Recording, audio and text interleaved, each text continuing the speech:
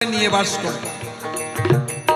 ব্রাহ্মণ হচ্ছে বুদ্ধি, ক্ষত্রিয় হচ্ছে যুদ্ধ মানে কর্ম, বৈশ্য হচ্ছে ব্যবসা, আর শূদ্র হচ্ছে চরণ।